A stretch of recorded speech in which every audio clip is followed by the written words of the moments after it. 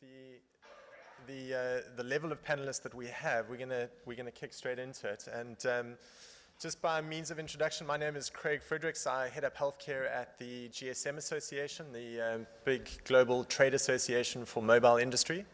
So any mobile handset industry-related questions I know are being fielded towards myself as the sole representative over the next few days. So very good to be here, and thank you to everyone who has put this together. I hope after that introduction to this event that everyone knows now where the exits are for any emergency. I think it's, there we go. Fantastic. So usually it's the privilege of a moderator to introduce his panelists, but given the people that we do have on this panel, I don't think we need any further introduction. I wanted to use the grandfather of GETHealth as a term for Elaine, but I'll use the I think rather the big brother. So we have Elaine, we have Guillaume, Blake, and then Patty on the end. Paddy, we have to be careful not to say Paddy in Ireland, obviously. So very, very welcome. We're going to talk today around GETHealth and point-of-care diagnostics, point-of-care solutions. We're going to focus very specifically on three areas. We're going to focus on what innovative tools, technologies, and solutions exist from the experience of the panelists.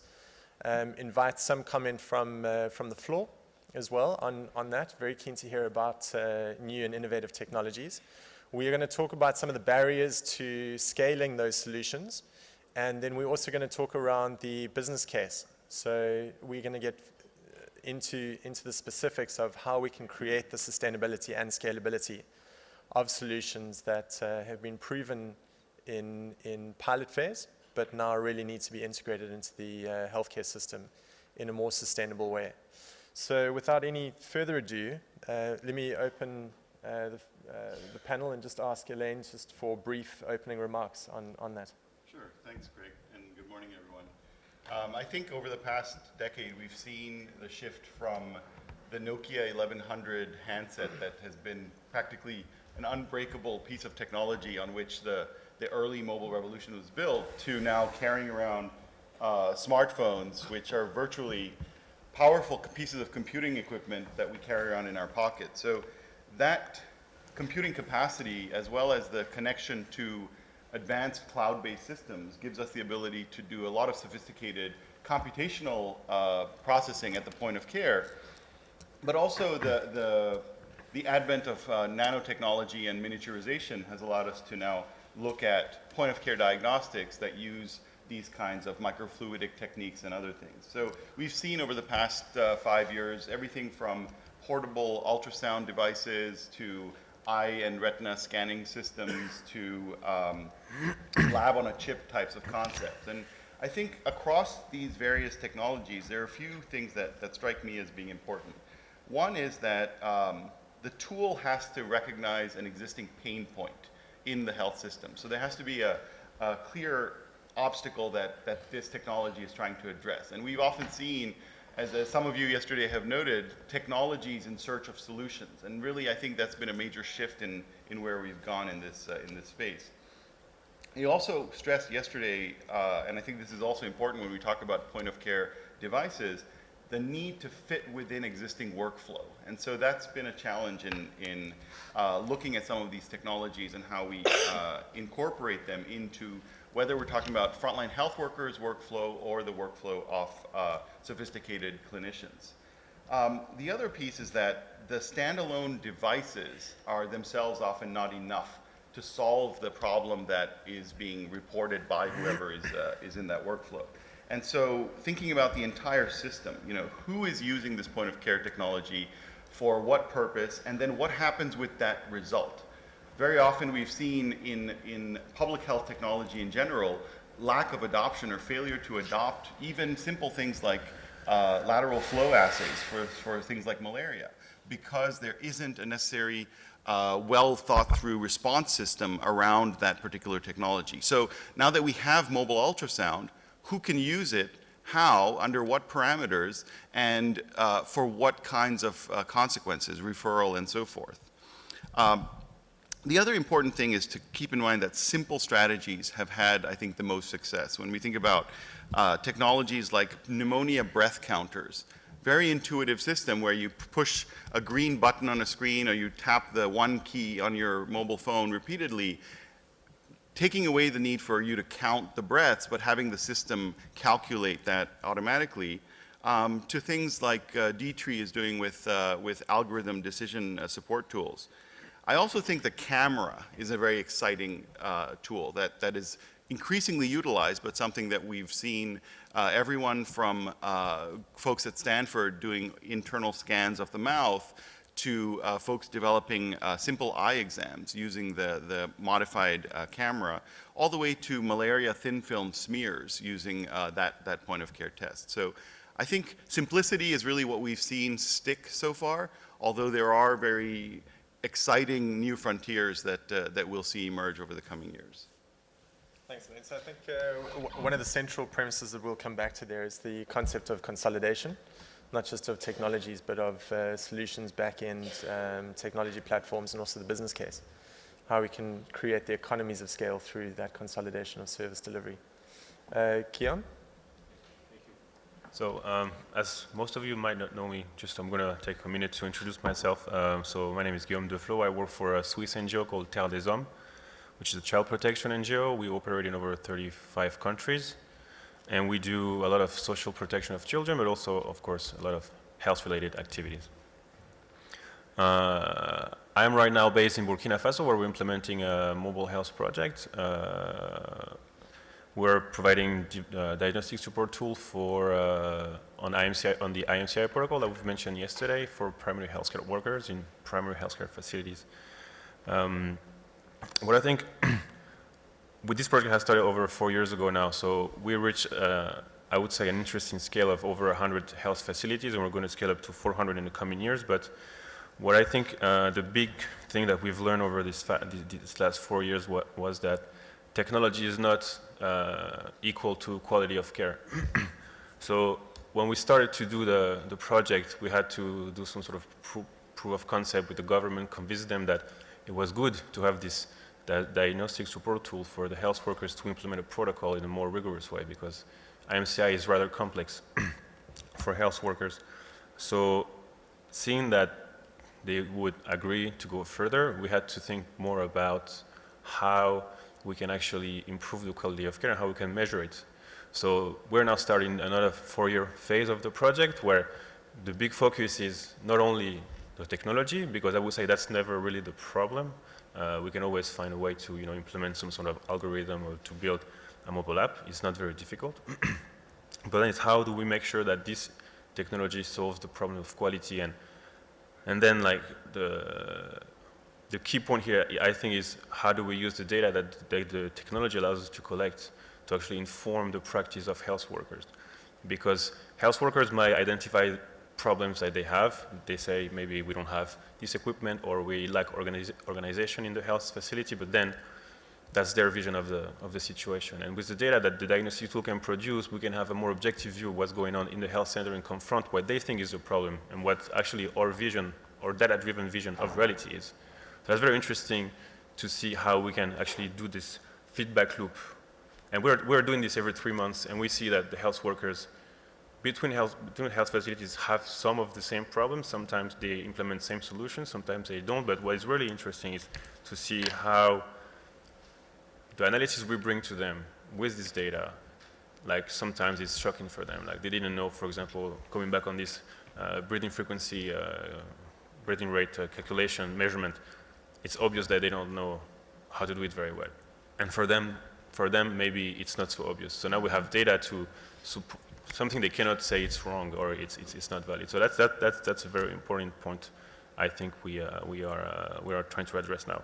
The next thing I wanted to say is that this point of care technology is that I think I'm a firm believer it works and we have to push for this. But again, when we try to build the capacity of these people, we also have to think about the training component. And I think all these point of care technologies should be accompanied with on-the-job training,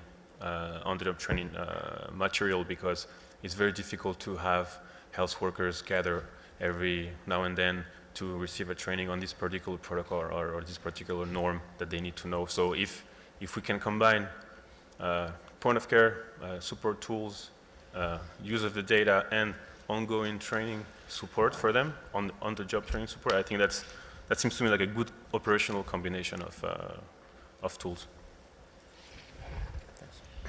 Thanks, Guillaume. I think another point to add there is also start thinking about behavioral incentives. The concept of mobile money and mobile ecosystem payments and solutions. We're seeing a huge growth in those type of service integration components, driving a lot of the demand generation, the adoption, and specifically the utilization of these technologies. So let's come back to that. Blake, can I hand over to you? Great. Good morning, everyone. I'll just begin with a quick introduction. My name is Blake Tai, and I work for Qualcomm. And just a little bit about Qualcomm. The company has been around for nearly 30 years, and we've really been working in the mobile space. We like to say we were born mobile, so it's really something we've been doing since our very beginning. And our core competencies are really around 3G, 4G, and other advanced mobile technologies.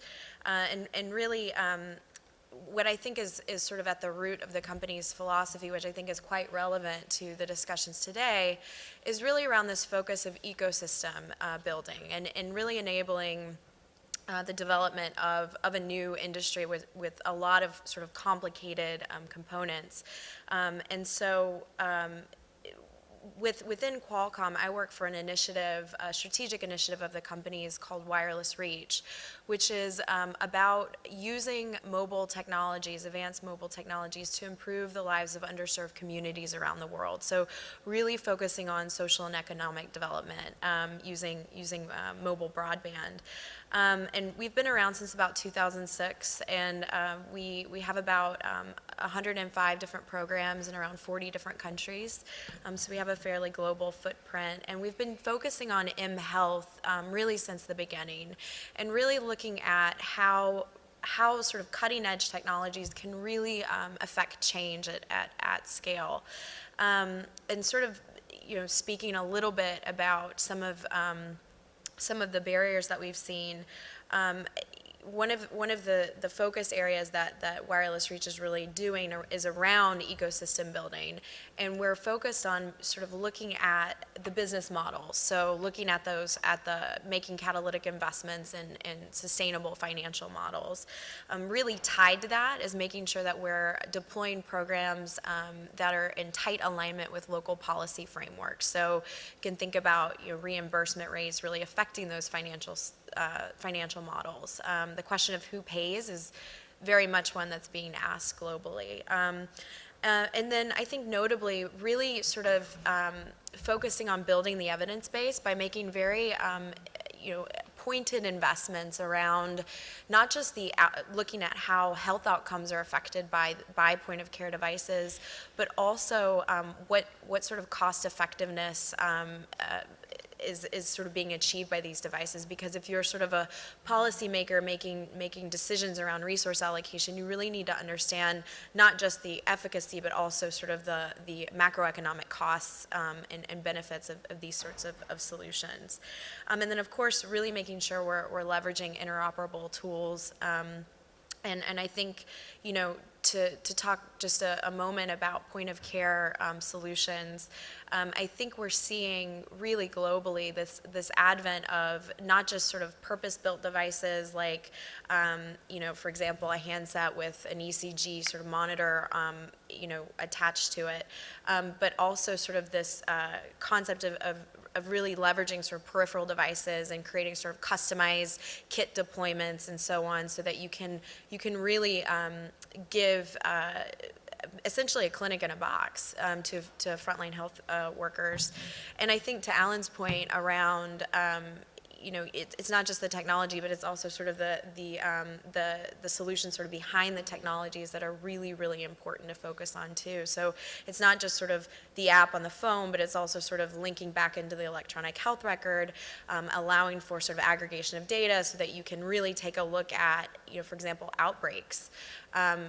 We're seeing, for example, with our program in Nigeria with Vecna Cares, who's actually here in the room, we're working with smart tablets, essentially, in Nigeria, deployed really to help midwives in clinics there.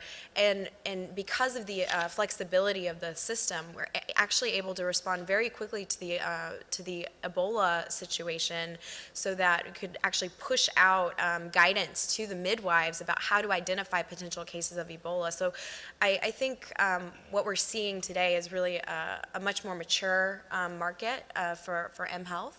And I think the point of care devices are an important piece, but obviously not the entire picture.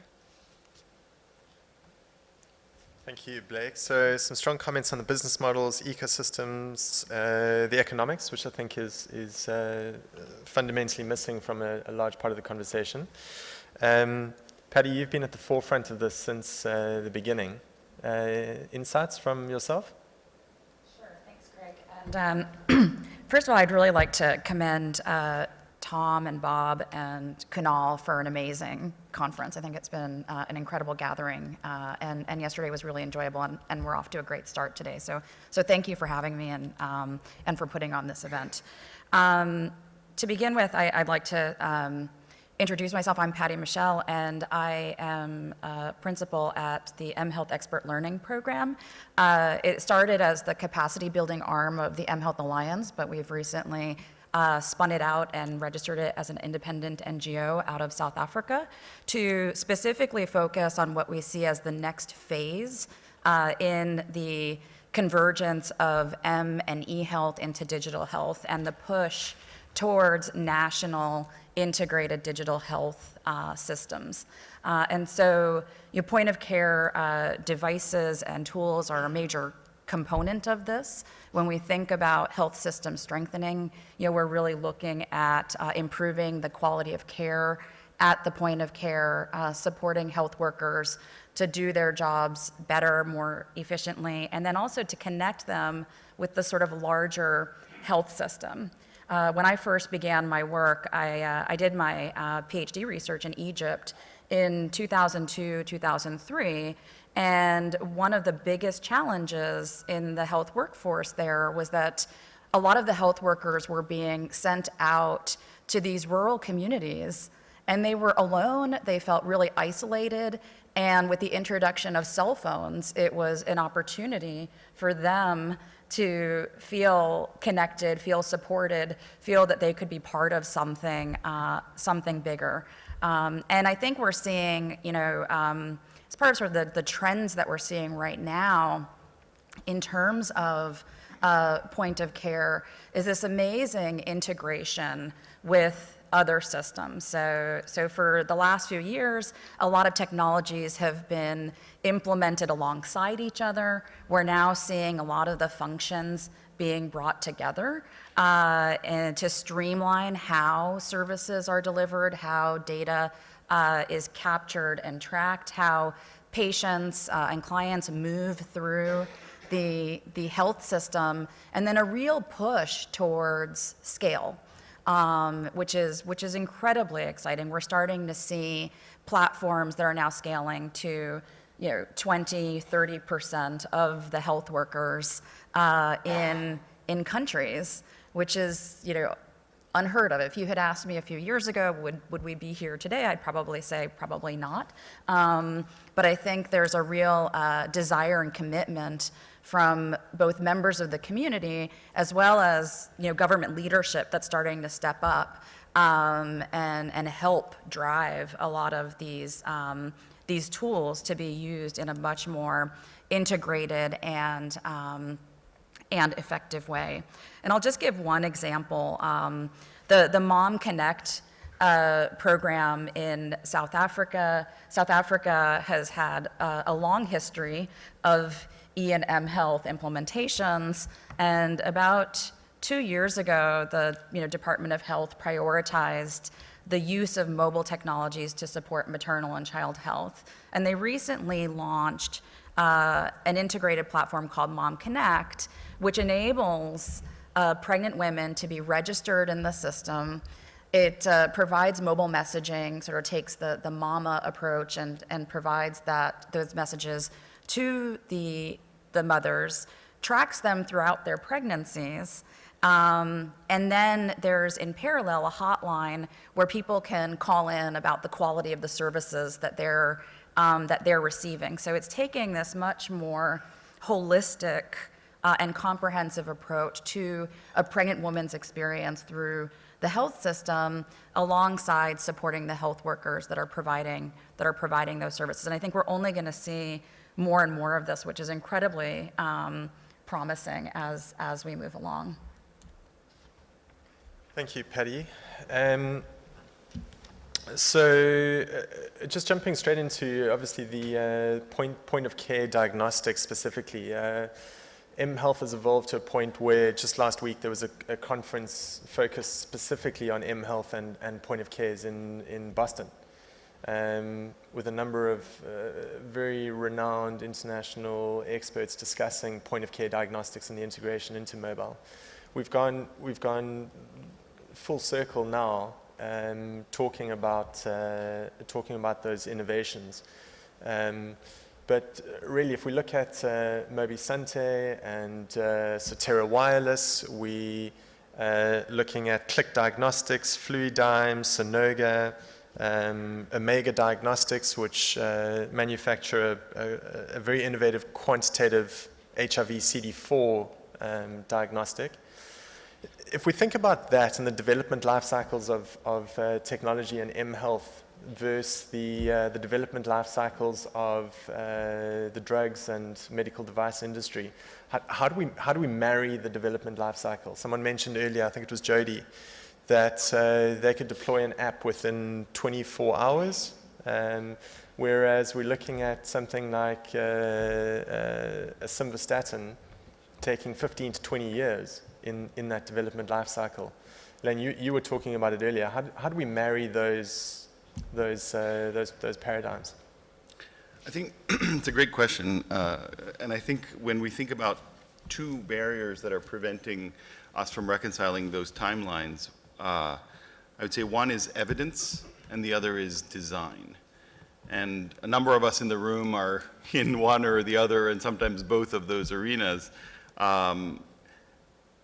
I'll put my hat on as a Hopkins faculty, and what we do at the Global mHealth Initiative is really the research around mHealth technologies to understand the efficacy, the sensitivity, specificity of these tools in accomplishing the clinical or public health aims that they claim to do.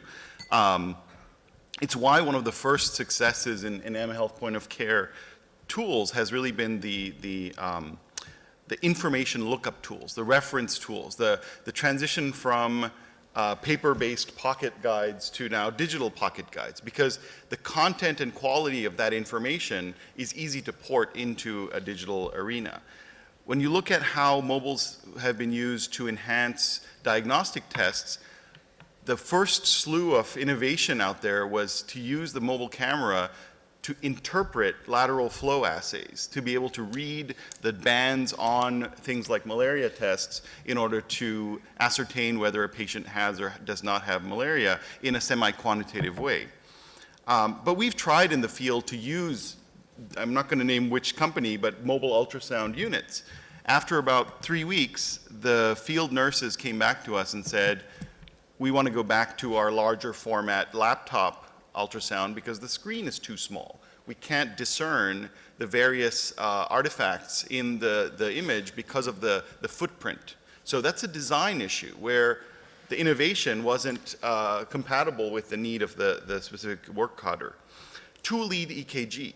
It's something that we've seen plastered across a lot of the mHealth landscape where it's a very cool thing to whip out of your pocket, and I've done it myself, to show people, look, I'm taking your EKG right here using my mobile phone. But you talk to cardiologists and tell them about the ability to do 2-lead EKGs, and compared to a 12-lead, the diagnostic landscape that you can capture with 2 leads is very different. And so, you know, there's a credibility leap between what the technology can do and what the clinical world is looking for. So, you know, evidence is not sufficient. Design is also very important. When we looked at, we had at the last wireless health meeting in Baltimore, we had a group from University of Maryland report on point-of-care tests for diabetes management. And so looking at the glucometers that were available off the shelf, they took 25 of the top most purchased glucometers and only found that one of the 25 met the design criteria or design requirements for elderly adults who would be using these technologies. So there's sort of a lack of fit there that needs to be overcome. But then the other issue of tolerances. I think there's a lot of technology out there that simply cannot survive the very, very challenging environments of rural Uganda or tropical Bangladesh when we're using these day in and day out under high humidity, high dust conditions. And so those are points of failure that we need to address. So I would say these two things of improving the evidence base so that we have greater clinical reliability, and improving the design so that the technology fits with the end user are going to be critical to rapid adoption. I think it's important just to add to that. We can't get away from traditional market evaluation or market access strategies within the pharmaceutical and medical device industry, which ask for very robust safety, efficacy, cost, health system, and user adoption proof points.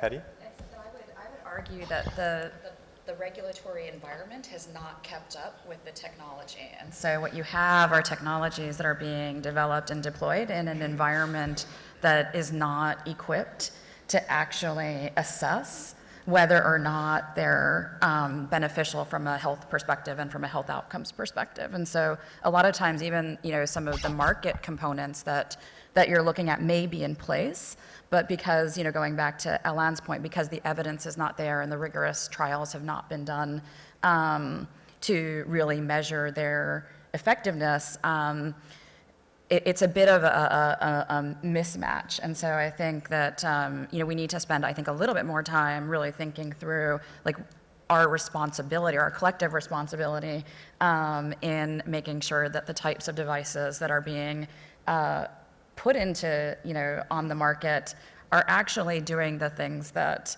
they say that they're going to do. I think we're in an unprecedented time of opportunity. I think, you know, with sensor technology, with all sorts of diagnostics that are now coming online, I think we just have to approach it in a much more systematic and responsible way than we probably have so far. Just if I might just also comment on Patty's point, the difference between demonstrating efficacy, which is one important aspect, versus sensitivity and specificity to existing technology. So when you have a point-of-care assay attempting to diagnose a disease condition or correctly identify a person with, you know, a cataract or glaucoma as being in that state, what at the very least we should be requiring is the technology can demonstrate equivalence to the current state of the art, right? And so that methodology is actually quite straightforward. And point-of-care test development corporations do that all the time, right? Pharma companies and diagnostic developers are in the business of saying this test or this vaccine is equivalent to the current standard, if not better, right? And so it is a low-hanging bar that one can overcome, but one that I don't think is going to be easily circumvented.